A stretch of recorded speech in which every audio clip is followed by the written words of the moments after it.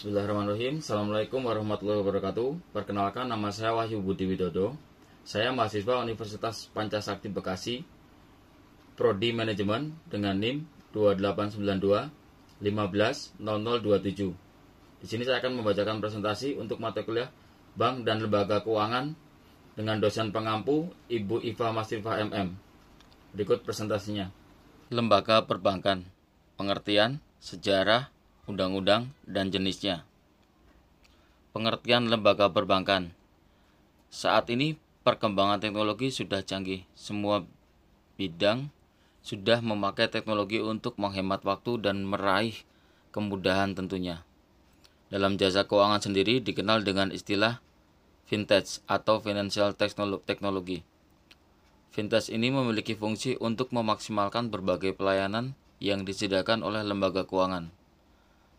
Meskipun banyak sekali lembaga keuangan yang ada, para pengguna tetap harus berhati-hati dalam memilih lembaga keuangan yang terpercaya. Di era kehidupan ekonomi modern, lembaga perbankan memiliki peran yang sangat penting. Lembaga perbankan di Indonesia memiliki peran yang krusial dalam sistem keuangan nasional. Karena pentingnya peran lembaga keuangan, maka lembaga keuangan ini perlu untuk dipayungi oleh perangkat hukum seperti undang-undang. Berdasarkan Undang-Undang Nomor 14 Tahun 1967 yang dikaitkan dengan Undang-Undang Nomor 7 Tahun 1992 Pasal 1. Perbankan adalah segala sesuatu yang menyangkut tentang bank, mencakup kelembagaan, kegiatan usaha, serta cara dan proses dalam melaksanakan kegiatan usaha. Lembaga keuangan adalah semua badan yang melalui kegiatan-kegiatannya di bidang keuangan menarik uang dari dan menyalurkan ke dalam masyarakat.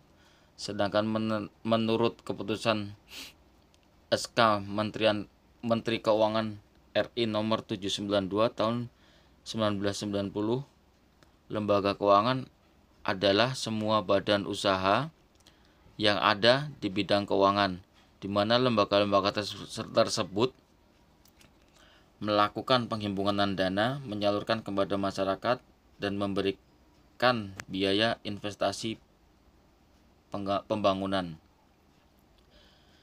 Jasa atau layanan yang diberikan oleh lembaga keuangan kepada masyarakat adalah jasa memindahkan uang, jasa penagihan, jasa penjualan mata uang asing, jasa keliling, dan lain-lain. Sejarah perbankan di Indonesia. Lembaga perbankan di Indonesia pertama kali tentunya tidak lepas dari kolonial Hindia Belanda. Pada tahun 1746, VOC mendirikan The Bank van Leeuwen untuk mempermudah aktivitas perdagangan VOC di Indonesia. Seiring perjalanan, The Bank van Leeuwen tidak beroperasi dengan baik. Akhirnya pada tanggal 1 September 1752 didirikan The Bank Conrent and Bank van Leeuwen. Namun The Bank Conrent and Bank van Leeuwen juga tidak berhasil beroperasi dengan baik yang berakhir dengan kebangkrutan. Pada akhir abad ke-18, VOC di Indonesia diambil alih oleh pemerintah Kerajaan Belanda. Hindia Timur jatuh ke tangan Inggris setelah masa pemerintahan Herman William Daendels dan Jensen. Sejarah mencatat ada beberapa bank yang memiliki peran penting di Hindia Belanda. Bank tersebut adalah De Zavenes N.V., The Postpoort Bank, Hulp and Spaar Bank, The Eskomto Bank N.V., National Hedge Bank, The Algemene Volkskrediet Bank, dan Nederland Hals Maatschappij.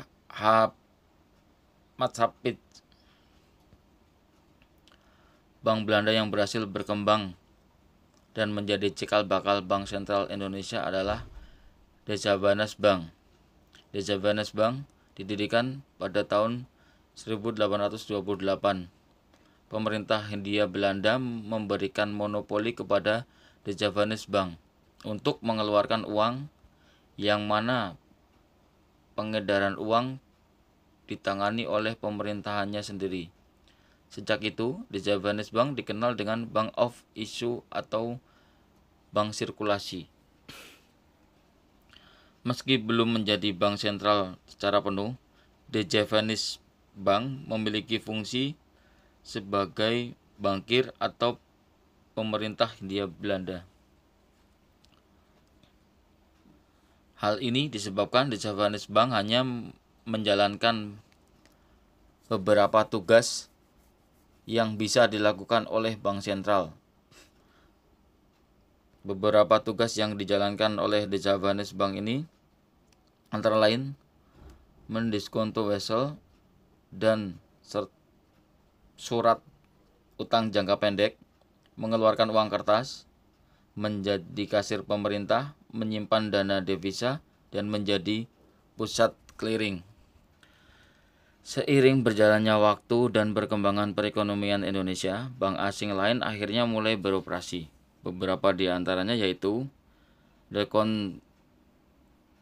Chartered Bank of India, Australia dan Cina, Hong Kong, dan Shanghai Banking Corporation, Yokohama Space Bank, Taiwan Bank, Mitsui Bank, Cina dan Southern Ltd, dan Overseas China Banking Corporation. Undang-undang yang mengatur perbankan di Indonesia. Saat ini undang-undang perbankan yang berlaku adalah Undang-Undang Nomor 10 Tahun 1998 yang merupakan amandemen dari Undang-Undang Nomor 7 Tahun 1992. Ada beberapa pasal yang diamandemen seperti pasal tentang kewenangan perizinan pembukuan kantor bank. Awalnya kewenangan perizinan itu merupakan kewenangan dari Kementerian Keuangan. Namun akhirnya kewenangan itu diserahkan oleh Bank Sentral atau Bank Indonesia. Bank adalah sebuah badan usaha yang berbeda dengan badan usaha atau lembaga lainnya. Bank adalah bagian dari usaha yang berorientasi pada keuntungan.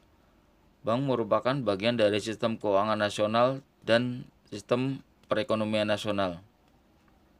Sebagai suatu lembaga kepercayaan, perbankan adalah sebuah pilar dari industri perbankan.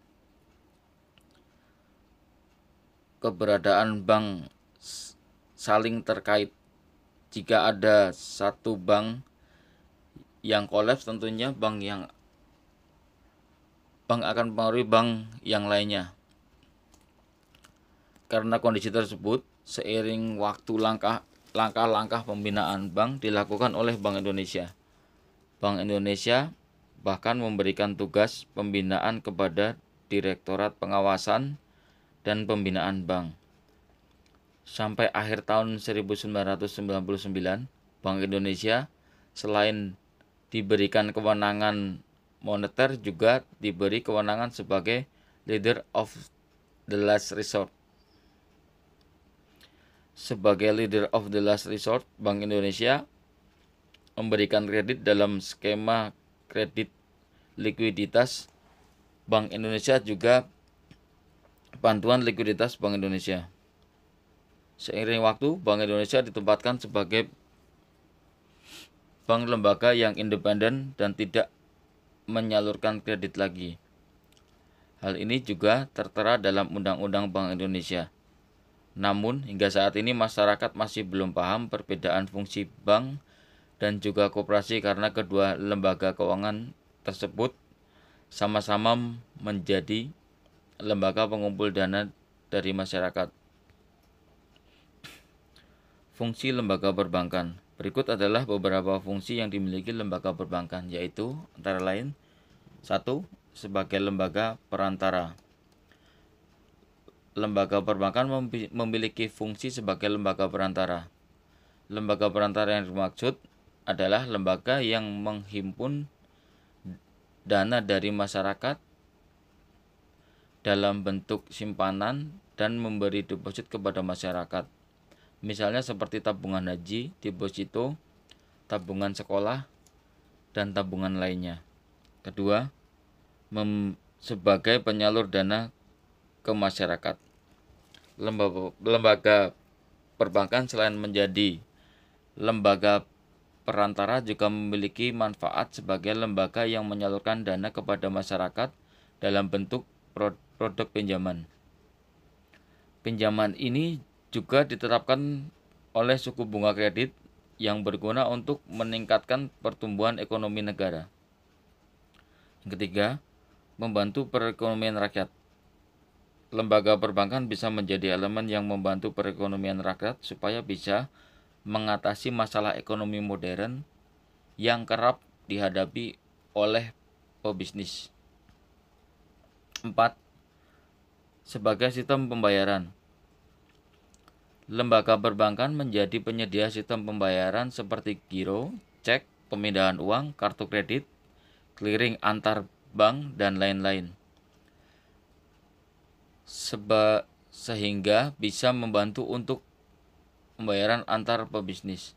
Seperti yang dijelaskan di atas, di mana bank memiliki fungsi di tengah masyarakat, Gremens, dan memperdalam mengenai proses dasar mengenai perbankan serta lembaga keuangan lainnya melalui buku Bank dan Lembaga Keuangan edisi 2. Kelima, sebagai penyedia jasa kegiatan perekonomian. Lembaga perbankan menjadi penyedia jasa yang berkaitan erat dengan kegiatan perekonomian. Jasa-jasa bank seperti penitipan barang berharga, jasa penyelesaian tagihan, dan jasa pemberian jaminan.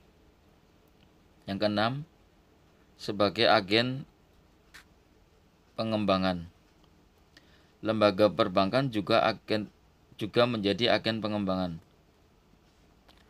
Bank memiliki tugas sebagai pengumpul dana dan penyalur dana kepada masyarakat, yang mana sangat penting untuk kelancaran berjalannya sektor real.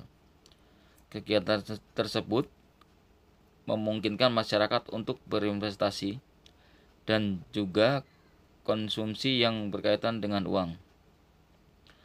Lembaga keuangan menjadi agen yang dipercaya.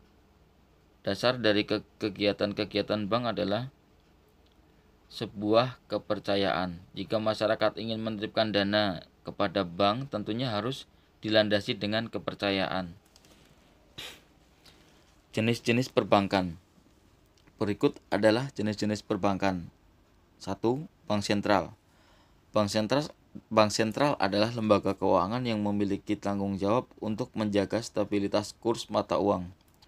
Bank sentral ini adalah Bank Indonesia. Sebagai bank sentral, Bank Indonesia memiliki tujuan utama yaitu memelihara nilai mata uang atau menjaga stabilitas mata uang rupiah. Kestabilan ini meliputi stabil barang atau jasa, stabil nilai tukar dengan mata uang asing. Bank Indonesia memiliki dasar hukum operasional yang diatur dalam Undang-Undang Nomor 23 Tahun 1999 yang diubah dengan Undang-Undang Nomor 3 Tahun 2004. Tugas Bank Indonesia yaitu menetapkan, mengatur, dan mengawasi bank umum. Bank Indonesia adalah lembaga yang merupakan bagian dari pemerintah Indonesia. Bank Indonesia bisa memberikan izin usaha sebagai bank umum atau bank pekreditan rakyat. Selain itu, Bank Indonesia juga memperhatikan persyaratan yang harus dipenuhi. Bank Indonesia juga harus memperhatikan persaingan yang ada di antara bank-bank di Indonesia. Tingkat kejujuran jumlah bank di wilayah tertentu dan pemerataan pembangunan ekonomi nasional. Bank Indonesia sebagai bank sentral diberi kewenangan untuk menyalurkan kredit likuiditas Bank Indonesia dan sebagai pengatur uang yang beredar dan menjaga inflasi. Kewenangan ini sering dianggap rentan karena dapat diinvestasi oleh siapapun termasuk pemerintah. Bank Indonesia selain sebagai bank sentral juga menjadi leader of the last resort.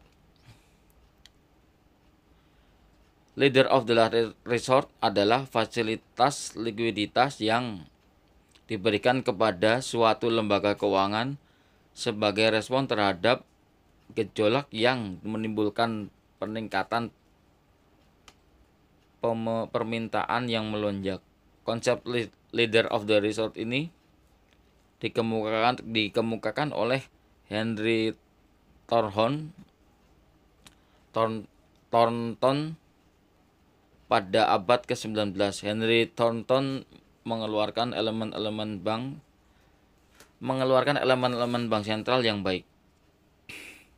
Kedua, bank umum. Berdasarkan Undang-Undang Nomor 10 Tahun 1998, definisi bank umum yaitu bank yang melaksanakan kegiatan usaha secara konvensional dan atau berdasarkan prinsip syariah yang dalam kegiatannya memberikan jasa dalam lalu lintas pembayaran. Berdasarkan prinsip syariah, dalam memberikan kredit, bank umum wajib memiliki keyakinan berdasarkan analisis dan kemampuan serta kesanggupan nasabah untuk melunasi hutang-hutang sesuai dengan yang dijanjikan. Hal ini tertera dalam Undang-Undang Nomor 10 Tahun 1998 Pasal 8. Selain itu, bank umum juga harus memiliki dan menetapkan pedoman perkreditan serta pembiayaan yang dilandasi prinsip syariah yang sudah ditetapkan oleh Bank Sentral atau Bank Indonesia.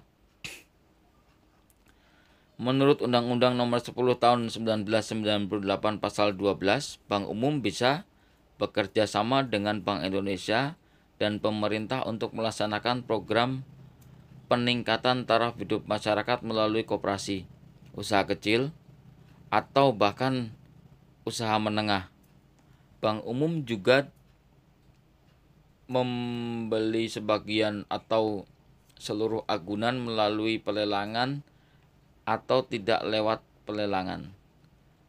Ketentuan pemberian agunan ini diatur lebih lanjut dalam peraturan pemerintah.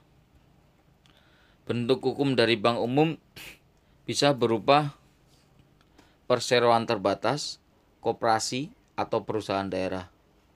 Pendirian bank umum hanya bisa dilakukan oleh warga negara Indonesia atau Badan Hukum Indonesia. Badan Hukum Indonesia dengan warga negara asing serta kemitraan juga bisa mendirikan bank umum. Bank umum dibagi ke dalam dua jenis, yaitu bank umum devisa dan bank umum non-devisa. Contoh bank umum devisa yaitu Bank Bukopin, Bank BCA, Bank CIMB Niaga, Bank BRI Agro Niaga, dan lain-lain. Sedangkan bank umum non-devisa contohnya BCA Syariah, Bank Mayora, Bank Panin Syariah, dan yang lainnya. 3. Bank Perkreditan Rakyat. Menurut Undang-Undang Nomor 10 Tahun 1998, Bank Perkreditan Rakyat memiliki makna yaitu bank yang melaksanakan kegiatan usaha secara konvensional atau berdasarkan prinsip syariah yang di dalam kegiatannya tidak memberikan jasa dalam lalu lintas pembayaran.